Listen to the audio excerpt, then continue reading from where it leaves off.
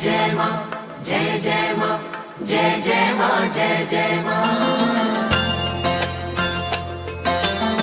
जय माता दी। आज हम बात करते हैं सूर्य बुध के संयोग की।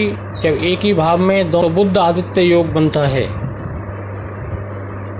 सूर्य आत्मा का कारक ग्रह है। ज्योतिष शास्त्र में तो सूर्य ही सबसे प्रधान ग्रह है। चराचर जगत में सूर्य का ही प्रभाव स्पष्ट रूप से दिखाई देता है। मानव शरीर में आत्मा सूर्य से ही प्राप्त होती है।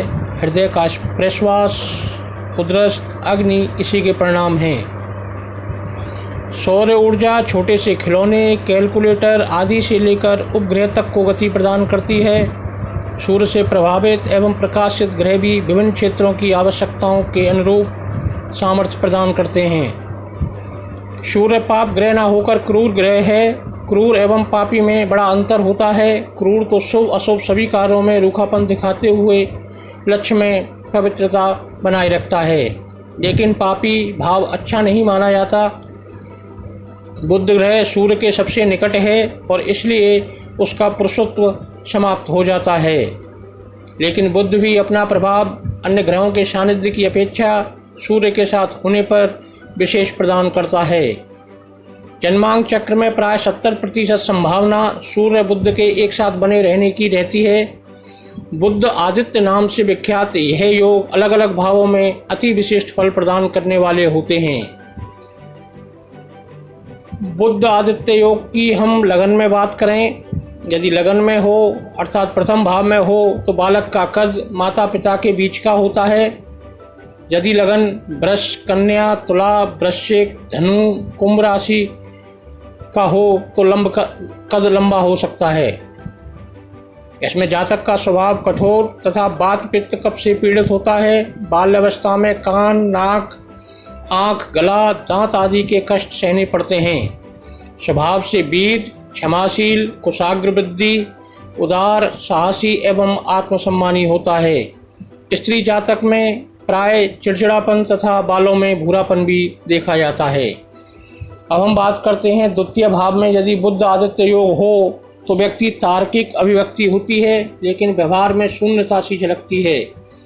कई अभियंताओं, घूसखोरों एवं ऋण लेकर तथा दूसरों के धन से व्यवसाय करने वाले या दूसरों की पुस्तकें लेकर अध्ययन करने वाले लोगों के लिए स्थिति प्राय बनी होती है। अब बात तृतीय स्थान में करें। तृतीय स्थान पर यदि बुध आदित्य योग हो तो व्यक्ति स्वयं परिश्रमी होता है तथा भाई बहनों से आत्मीय स्नेह नहीं पाता। मौसी को कष्ट रहता है तथा भाग्योदय के अनेक अवसर खोता है। पात्रता के अनुरूप नौकरी पेशा तथा व्यवसाय अवश्य प्रदान करवाता है, लेकिन पारिवारिक खुशहाली में बाधक होता है। तृतीय स्थान के बुध आदित्य योग को अधिकतर विद्वान एवं ग्रंथ श्रेष्ठ मानते हैं, लेकिन 70% जन्मांक चक्रों के अनुसार यह योग आज के युग में श्रेष्ठ नहीं है। अब बात करते हैं चतुर्थ भाव में बुध आदित्य योग की। इस भाव में मनुष्य को आशातीत सफलता प्रदान करने वाला होता है। संस्था का प्रधान, तार्किक मति, कुलपति, प्रोफेसर, इंजीनियर, सफल राजनेता, न्यायाधीश या उच्च कोटि का अपराधी भी बना देता है। माता का स्वास्थ्य चिंताजनक तथा पत्नी के भाग का भी सहारा मिलता है। अपनी स्थायी संपत्ति होते हुए भी दूसरों या सरकारी वाहनों भवनों का उपयोग करने वाला तथा विषमलिंगी मित्रों का सहयोग एवं प्रेम करने वाला होता है। अब बात करते हैं पंचम भाव में बुध आदित्य योग की। इस भाव में अल्प संतान लेकिन प्रतिभा संपन्न संतान प्रदान करवाता है।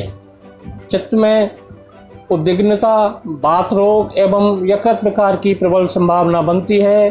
घर में भाभी या बड़ी बहन से वैचारिक मतभेद होते हैं। मेष, सिंह, वृश्चिक, धनु, मीन राशि में यह योग अल्प संतान प्रदाता होता है। स्त्री ग्रहों से दृष्ट होने पर कन्या संतान की अधिक संभावना बनती है।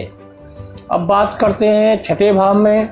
छठे भाव में बुध आदित्य योग शत्रुओं की मिथ्या विरोधी क्रियाओं से चिंता युक्त करता है और आत्मविश्वास फिर भी बनाए रखता है।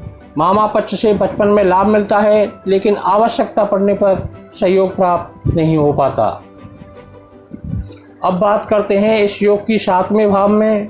सातवें भाव में शत्रुओं की मिथ्या विरोधी क्रियाओं से चिंता युक्त होते हुए भी आत्मविश्वास बना रहता है।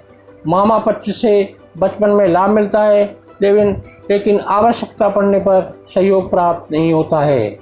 सप्तम भाव में बुध आदित्य योग रोगों को उत्पन्न करने वाला तथा अत्यंत कामी भाव को समय एवं परिस्थिति को ध्यान में रखकर उत्पन्न करने वाला होता है। ऐसे लोग अपने जीवन साथी की उपेक्षा कर दूसरों की ओर विशेष आकृष्ट होने वाले होते हैं, लेकिन कभी भी अंतरंग संबंधों में नहीं बन पाते। सप्तम के बुध आदित्य योग वाले प्राय चिकित्सक, अभिनेता, निजी सहायक, रत्न व्यवसायी, समाज सेवा एवं स्वयंसेवी संस्थाओं में समृद्ध होते हैं। सिंह या मेष राशि सप्तम में हो तो एकनिष्ठ होते हैं। शुभ ग्रहों की दृष्टि एवं सानिध्य इन योगों में बड़ा भारी परिवर्तन कर देती है।